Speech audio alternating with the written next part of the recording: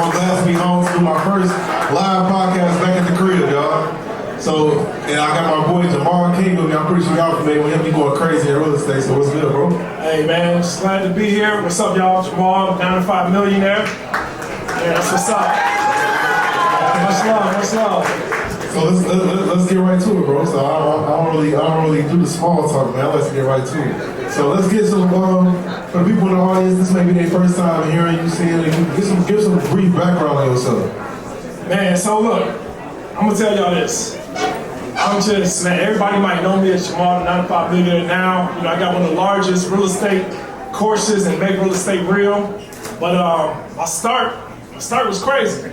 South side of Chicago. Wanted to make it to the NFL. I was trying to get out of Chicago. You know, my dad was a Chicago police officer. My mother worked at Cook County Jail. My brother was a state trooper. And I remember my family would always get together and they would always talk about, you know, that police talk. And I was like, man, look, I'm gonna play football. I'm gonna make it to the NFL. I'm gonna take care of all y'all. I remember telling them, you know, Thanksgiving dinner, they used to always put their guns out, badges on the table. I used to be like, man, ain't gonna be me. Not gonna be a police officer.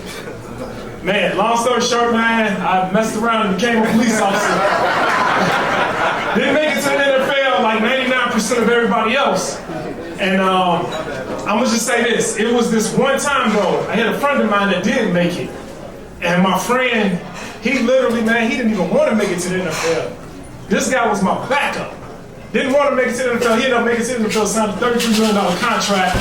When I signed a $36,000 contract with the Chicago Police Department. My man was making over $200,000 a week. I was making $1,200 every 2 weeks as a cop.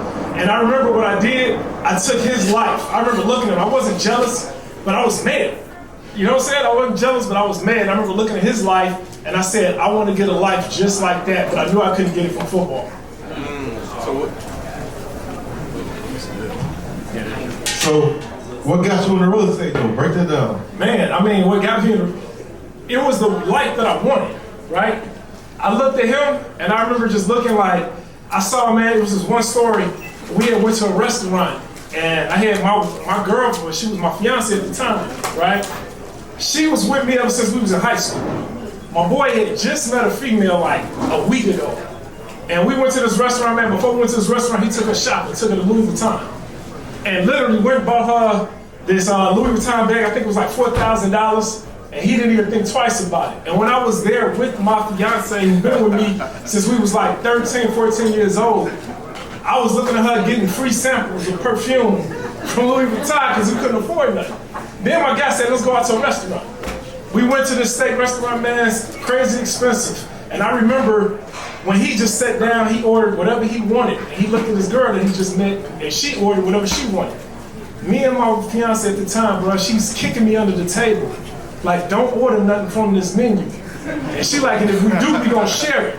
I remember my wife, and she told me before we went to the restaurant that she was starving. But when we got there, she was like, yeah, I'm straight. We don't need to get anything. I remember the feeling I had, man. And I remember that if I didn't do something, that this was gonna be my reality for the rest of my life. I remember looking at my guy, seeing him with his girl that he just met, and he was giving her the world. But here it is, I was with somebody I've been with since I was 14, 15 years old, and I couldn't even afford to give her the type of meal that was on the menu that she wanted. So that was the entry point for me where I said something gotta change in my life. And somebody out here in this audience, it's the same thing with you. You got some, well, what I end up finding out that we end up doing in life, we end up just saying, you know what, this is what I make, so this is what my life is gonna be like. A lot of us don't get fed up. And I think that was the thing with me, I got fed up. I was just like, look, I'm not gonna live like this for the rest of my life, and I'm definitely not about to subject my fiance to go without for the rest of her life. So I said, if I don't do something, and so that something is how I got in real estate. I remember seeing, man, in my neighborhood, I lived on the south side on 76 in Hamilton, and I remember it was all black. And the only time we used to see white people come in our neighborhood was on the first of the month. I never knew what that was though. I'm like, why is white man always coming in my neighborhood on the first of the month? And I found out that he was coming to collect rent.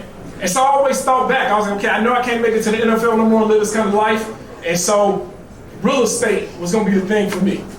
Yes. So break down that first deal, because like you said, you was at a job. You said you was making what, 36,000 a I'm year? making 36,000 a year, 1,200 in 2 weeks. So how you do that first real estate deal? Yeah, so it's crazy. My real estate broker, April, she in the audience right now. Shout out to April. Shout out to April. Shout out to April. Yeah, so I'm gonna tell y'all, because some of y'all getting real estate and you get impatient. Some of y'all getting real estate and you just like, man, I get people tell me all the time they looked at 10 properties and they ain't got their first one yet. When I first got started in real estate with April right here, we looked at 77 properties. 77 properties before I bought my first one. And she can tell you. But let me tell you something. My first property, I still got it to this day. It was in Inglewood. It's on 55th Street. It's sitting on Garfield Boulevard right now. I still got it. I've had this property for about, what, 20 years now? Yeah, about 20 years. My first property was a 4-unit building. It cost $125,000. It had $25,000 worth of renovation work to it.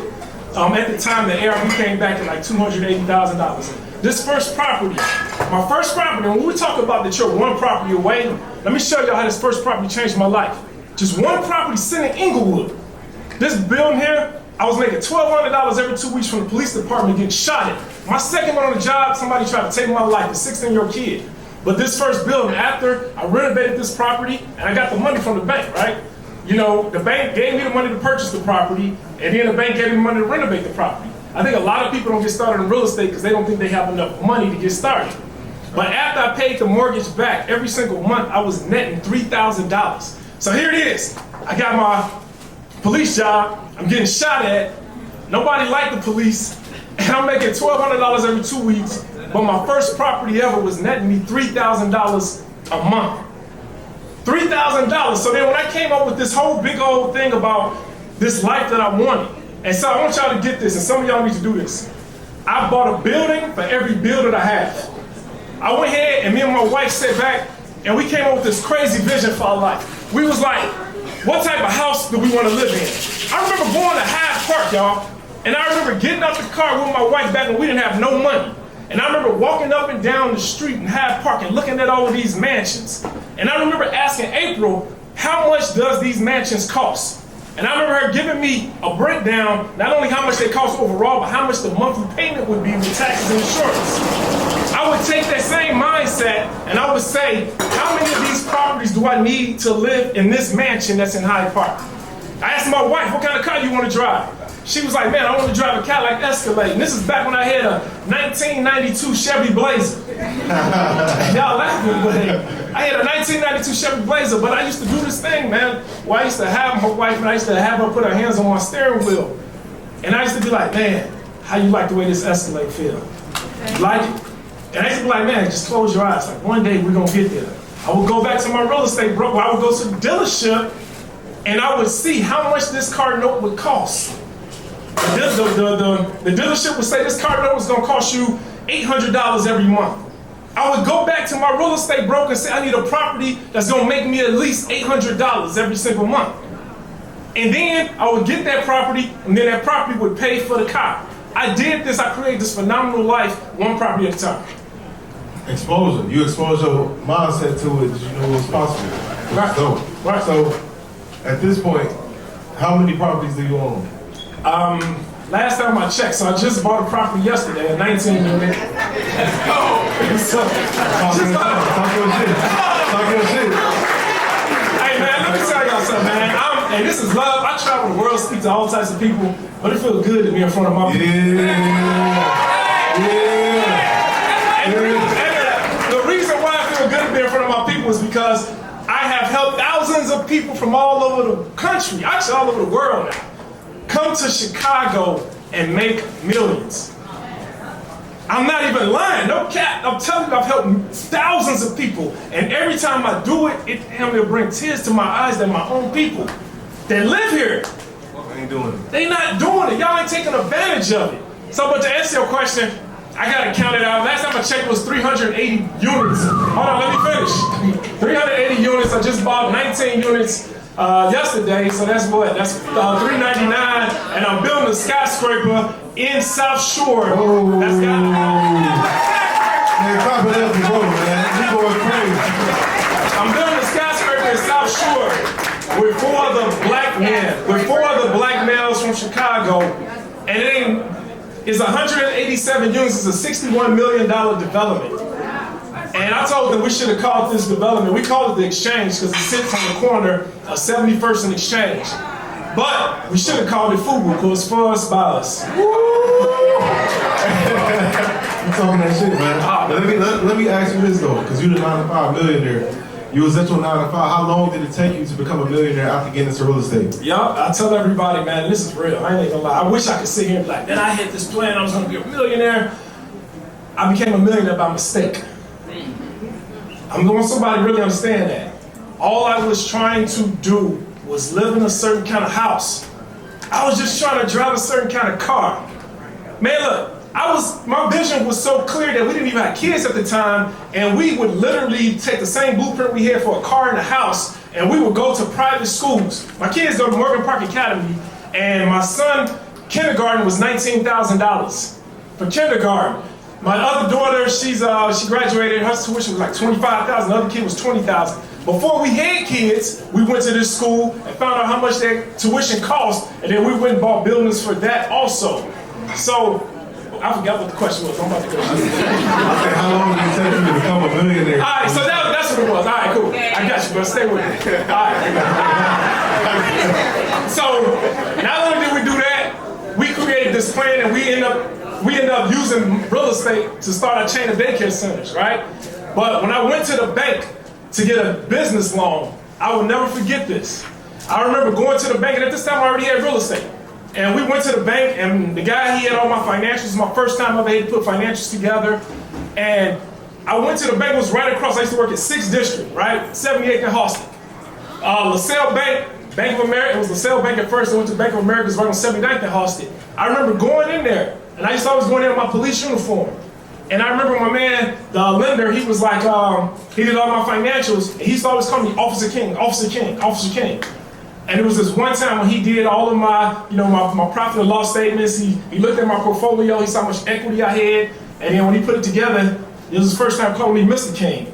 And he looked at me and said, Mr. King, you're a millionaire. Now y'all look, I was still in my Chicago police uniform, I had mud on my shoes, I was looking bummy as hell. And I always thought that when I became a millionaire, I was gonna feel different. I thought literally I was gonna be just walking on streets of gold, I was gonna be fresh. I thought I was gonna hide, the chain and all of that. But I was still looking dirty and dingy like I just got off of work. I was still smelling like I just got off of work. But that's what he told me, and I didn't even know how to tabulate how you're a millionaire. And then that's when he said, okay, Mr. King, this is how much debt you have, this is how much equity you have. When you subtract that goes towards your net worth. The equity goes towards your net worth. And he said, Mr. King, your net worth is $1.7 million. I was 26 years old, y'all. And I remember, man, just the feeling I had. And I was like, man, my net worth is 1.7. He said, yeah, Mr. King, you're a millionaire. This man told me I was a millionaire, and I was sitting back like, okay. And I felt like I was supposed to do something. But I was just like, I was still working my job. And so I was just like, okay. And then when he broke it down and showed me, and it was crazy because he was like, yeah, this property here, your first property, you got $200,000 of equity. And then he was like, this property here, you got another $180,000. He added all of that up until it showed $1.7 million. And then I said, okay, so this is how you become a millionaire. Once I knew how to do it, I went in. I went from having a net worth of 1.7 million to 10 million. And I was still working my 9 to 5. Woo. And the reason why I kept my job. I would have been going, I ain't gonna lie, bro. 500 racks, I'm out there, bitch. Let me tell you something. Let me tell you how to look. And everybody always asks me, right?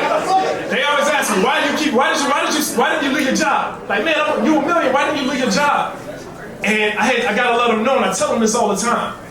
I look at everything as a vehicle. Yes. The Chicago Police Department was nothing more than a vehicle. Real estate is nothing more than a vehicle. I own a chain of daycare centers. It's nothing more than a vehicle. I own one of the largest security companies in Illinois. It's nothing more than a vehicle. I'm a speaker now. It's nothing more than a vehicle. I'm an author. It's nothing more. Everything is a vehicle to get you to your destination.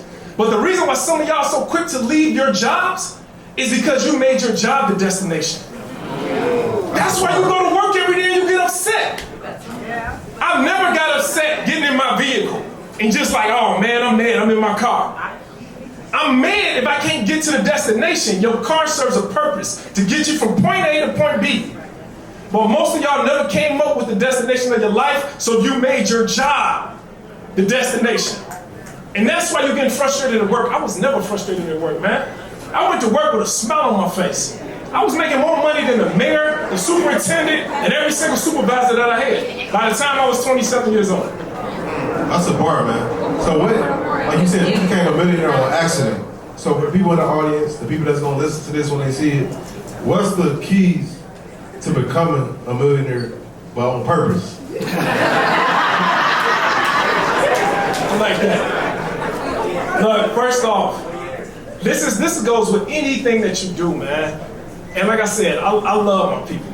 When I tell you I love my people, I love my people. But y'all, we are behind the lines, man. Do y'all know that the average net worth of a black family, not a black individual, but a black family is $24,000. The average net worth of a black family is $24,000, and the average net worth of a white family is $187,000. One more time. Rick, say that one more time. The average net worth of a black family is $24,000. And the average net worth of a white family is $187,000.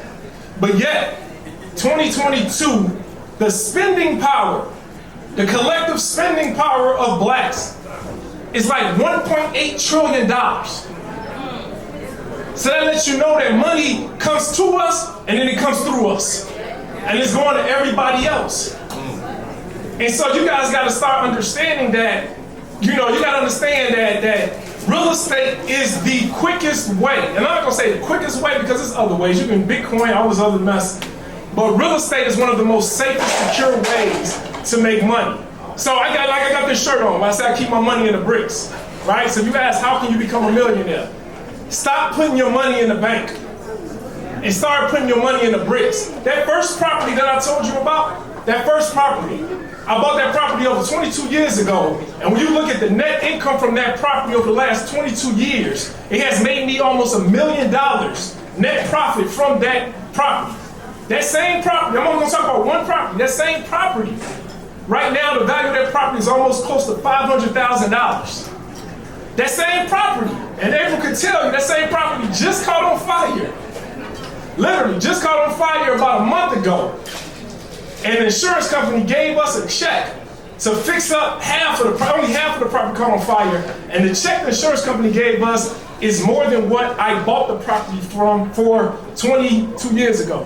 The insurance company just gave me a check for $255,000 for a property that I only owe 30-some thousand on. So it's about creating wealth. You guys gotta understand that you're never gonna be wealthy working your job. You're never. But yet, your job is there to help position you to get all of the things you want. Like, my job was not against me to buy properties. When I leveraged my job, when I went there with that uniform, like, if I went to any bank without a uniform on at 22 years old, they would look at me like, oh, this nigga, who is this nigga? But I went in there with my uniform on. I knew that lenders and banks and everybody thought the police was, so I went and I put this uniform on and I would go to these banks, I would go to these lenders and they would trust me. And so that's the main thing. If you want to start at this point, you have to first off know what it is that you want. You got to know what it is you want, and then, and I tell people all the time, don't just buy real estate to buy real estate. Every single property that I've ever purchased served a purpose. Somebody think about that. I never just bought real estate. Every building went to something in my life, and I think you got to make it real for you. And I think that's the beginning point, and you got to think about the future. So here it is, police officers are just people on their jobs, they work 30 years to get a pension. How much is that pension at the end? So you're giving this job so much control over your life. But with real estate, I looked at every single property like a pension. And then I said, okay, I get a 20-year mortgage on these properties, and when I'm done working for 20 years, I'll have these properties that I can have for the rest of my life. And that will act as a pension for me and my family. That's gang. You talked about the Black Family Network and how quick we spend money. Why do you think that is? A lot of people, man, I can't say it for everybody, but just from what I see, a lot of people like to feel like you got money. And I think it's the feeling, man. I think a lot of people, especially like us, we think that it's so hard to actually make money. We think it's so hard to actually get it. So as opposed to actually doing what it takes to get the real wealth, I'm just gonna make myself feel like it. I'm gonna put this chain around my neck and just feel like I got money. I'm gonna go ahead and get this car that I really can't afford just so I get the feeling of it. And I think that's the big thing with us, man. And I think we need to start looking generational too.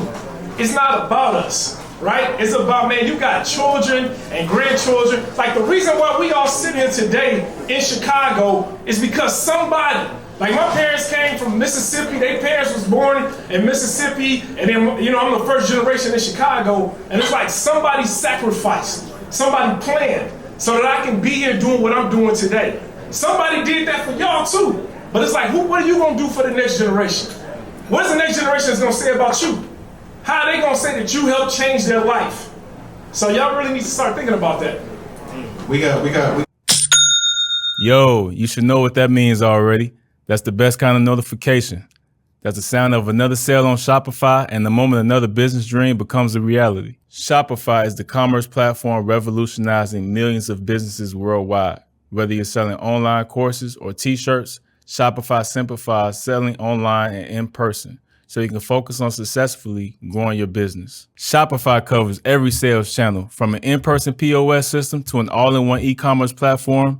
It even lets you sell across multiple social media marketplaces like TikTok, Facebook, and Instagram. Packed with industry-leading tools ready to ignite your growth, Shopify gives you complete control over your business and your brand without having to learn any new skills in design or code. And thanks to 24/7 help and extensive business course library, Shopify is there to support your success in every step of the way. What's incredible to me about Shopify is how no matter how big you want to grow, Shopify is there to empower you with the confidence and control to revolutionize your business and take it to the next level. Now it's your turn to get serious about selling and try Shopify today. This is Possibility, powered by Shopify. Sign up for a $1 per month trial period at shopify.com/mindsets, all lowercase. Go to shopify.com/mindsets to take your business to the next level today. Shopify.com/mindsets. We got 9 minutes. I got one more question, and I want to give them a chance to ask some questions. So let's say somebody was in a position you was in when you was, 23, 24, and you making $30,000 a year, you know, 22. What is your best piece of advice for them if they want to get on a similar path that you on? Yeah, start now. Start now. Don't worry about, like, the person y'all see in front of y'all today was not this person 22 years ago. Literally, start now. Don't worry about get your why together. And this is what I always say, just get your why together. The how and everything else is going to come over time. When you take your best foot forward, people gonna come from all over. My real estate broker, I promise you, I just told her what I wanted my life to look like. I told her, I painted the picture, and I think anybody that's young, I would say start painting the picture to everybody that's around you. Stop, I know how we are, we're from Chicago, we don't like telling people what we're doing, we move in silence. That's the old way of doing things, y'all. You know what I'm saying? I be talking to people, and people be like, I'm like, man, so what you trying to do? Man, you know, man, It's like, bro, like, we gotta get out of this Chicago mentality. You know what I'm saying? Ain't nobody trying to stick you up no more. You know, we gotta start letting people know what it is that we trying to do, because you never know who's right next to you and can help you. You never know who's in a position to help. We got people in here, man, like everybody in here should be exchanging information right now and doing joint ventures. Yeah, maybe you don't have the money, but somebody else got the information. And then y'all come together and y'all get started, but it's all about getting started now. Well, listen, if you don't start now, every year that you wait, you are missing out on equity. You're missing out. The biggest thing for me, I promise you, I didn't have no knowledge about real estate when I first got started. I just had a lot of faith. I just really believed. And the thing about it, it's because somebody asked me before, like, man, what's so different from you and everybody else? Maybe it's just that I believe. I went to Chicago Public School, went to Bogan High School. I didn't go to no fancy school or whatever. I went to Western Illinois University, and I tell people all the time. Oh, that's right. I went to Western Illinois, and I tell people all the time, they ask me, what was your major? And I tell them I majored in football. And the difference between me and a lot of other people is that I really seriously believe. I don't have to have it all figured out. I don't have to have like all of this knowledge. I just have to have faith. And then my faith puts me in front of the people that's gonna help me out and get me started on the right path. So we got a little time for a couple questions. So if y'all got questions, feel free to ask, bro, right now. Anybody got no questions? Don't be scared. Go ahead.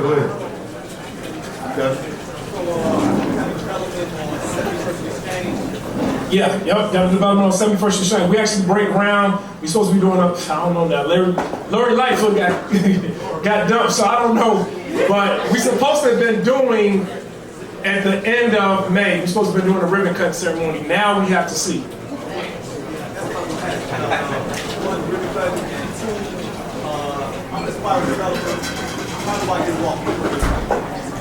You said, how do you say that again? Get connected, bro. Yeah, get connected. Yeah, I mean, bro, I teach right now.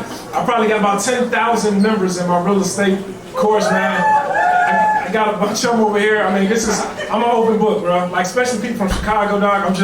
I'm Chicago, man. So we ain't like that. We ain't Hollywood, dog. Yeah, just come on, get connected. Matter of fact, my real estate broker right here. Talk to her. Young lady in the white, I see you. So in this climate, would you say that holding is more lucrative or flipping more? You can make money in any kind of market doing anything, right? I got a flip, literally. This lady right next to you, she just sent me a contract. She sent me 2 contracts within the last 2 weeks. I got a property in Woodlawn, a 2-flat, that I bought for $45,000. People laughed at me because they said this place looked like it should be knocked down. I put $100,000 into it.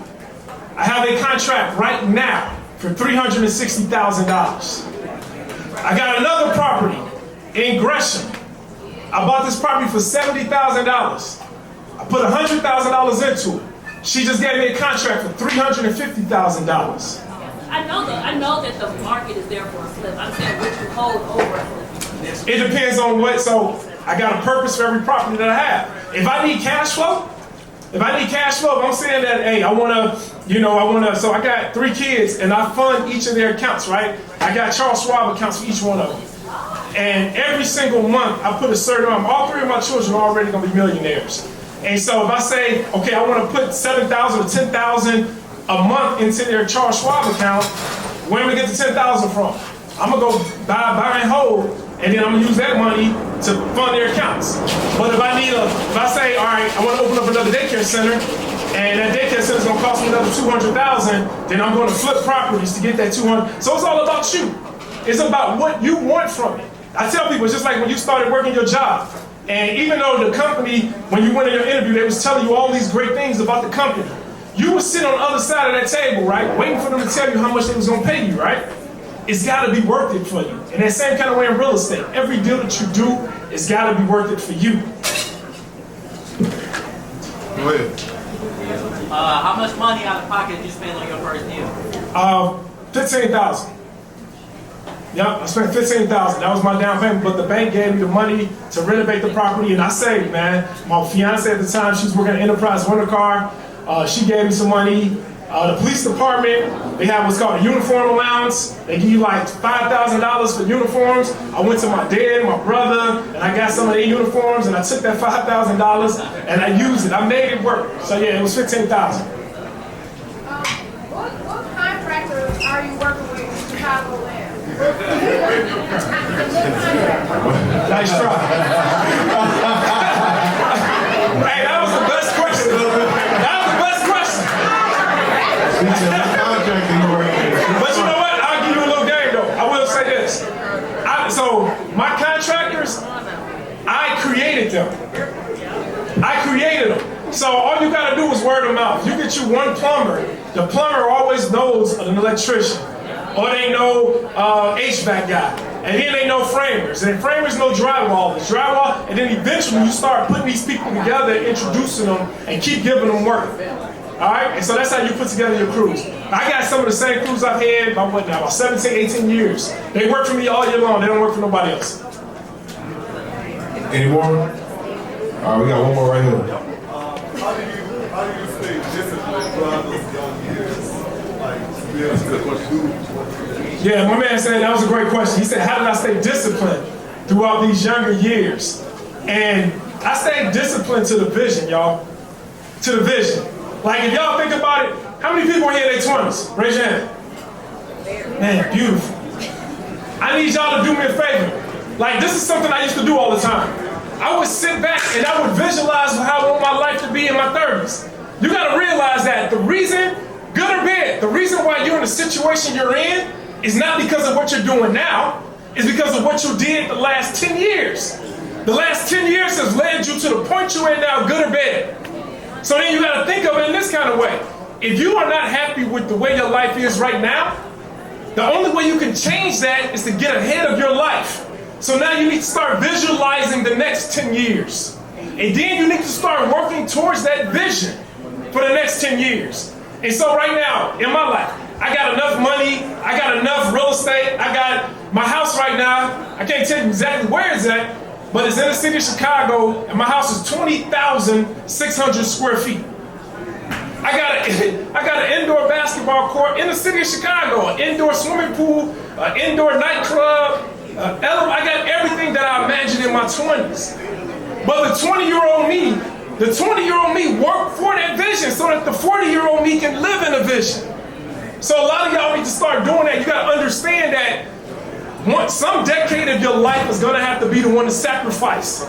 Right? So the 20-year-old Jemal sacrificed and worked towards this vision so that I could be living the way me and my family are living today. And so y'all think even with your weight, your health, your marriage, everything in your life, you have to get ahead of your vision.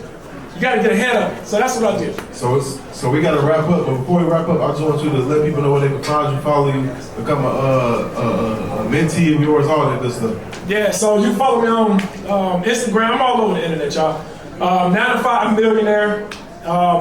That's on Facebook. That's on IG. If you want to go look for my real 9 to 5, the number 9, T-O, 5 Millionaire. All right? Where you get that name? Somebody said, where did I get the name 9 to 5 Millionaire? Shouldn't it be changed to name 5 Millionaire now? Oh, speaking of existence. Go ahead. Go ahead. I receive it. But yeah, so I got the name, and it's funny. I got the name from actually, how many of y'all follow Eric Thomas? I know. All right, cool. Yeah, so Eric Thomas, CJ, they used to always trip out on me because I kept my 9 to 5 and I was a millionaire, and they thought that was just amazing. So they was jokingly saying like, "Man, you're the 9 to 5 millionaire," and it just stuck with me for the rest of my life. So everywhere I go now, people are like, "Man, they know me as the 9 to 5 millionaire." Also, if anybody interested in checking out the real estate course, it's called Make Real Estate Real. Excuse me? You can go to makerealestatereal.com and it give you step by step, especially with y'all being in Chicago. Like literally, I got people from Australia, I got people from South Africa, I got people from China. We got people from all over that's part of this group, and they are coming here and they are buying this stuff up. I'm telling you, in your backyard. It's like y'all need to start making money on your own block. Y'all make sure y'all tap in, bro. And to wrap it up, my name is Xavier Miller. I'm the host of the Millionaire Mindset Podcast. That's all we got for y'all. Peace.